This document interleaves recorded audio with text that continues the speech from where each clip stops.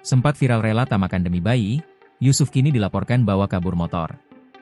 Ahmad Yusuf Afandi, ayah yang sempat viral karena tidur di kolong jembatan hingga rela tak makan demi bayinya kini dilaporkan membawa kabur sepeda motor hingga ponsel. Yusuf sempat menjadi sorotan sekitar akhir bulan Mei 2025 lalu setelah videonya tinggal di kolong jembatan bersama bayinya, Zafa, beredar viral di media sosial. Saat itu, ia menempati kolong jembatan Frontage Gedangan, Kabupaten Sidoarjo, Jawa Timur. Namun, ia sejatinya adalah warga Kabupaten Mojokerto. Setelah viral, Yusuf dievakuasi oleh Dinas Sosial Sidoarjo dan kembali ke keluarganya. Yusuf dan Zafa pun tinggal di rumah bantuan di Dusun Seketi, Desa Seketi, Kecamatan Mojo Agung, Kabupaten Mojokerto, Jawa Timur.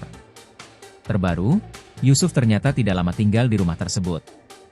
Pada Rabu, 9 Juli 2025, petang, Yusuf membawa Zafa pergi dari rumah itu dengan meminjam motor kerabatnya. Sejak saat itu, Yusuf hilang selama 2 hari dan tidak mengembalikan motor. Akhirnya, Kepala Desa Seketi, BPD, dan Babinsa mencari keberadaan Yusuf. Kepala Desa Seketi, Aris Firmansyah menjelaskan bahwa pihaknya menemukan Yusuf dan Zafa di lantai 2 ruko percetakan di Sawot Ratap, Gedangan, Sidoarjo. Mereka pun menanyakan sepeda motor yang sempat Yusuf pinjam. Jadi pas ketemu itu ditanyakan kemana sepeda motornya. Katanya dipinjam sama temannya, ungkap Aris, Jumat, 25 Juli 2025, dikutip dari kompas.com. Kepada aparat desa, Yusuf mengaku bahwa temannya itu akan mengembalikan motor pada keesokan harinya.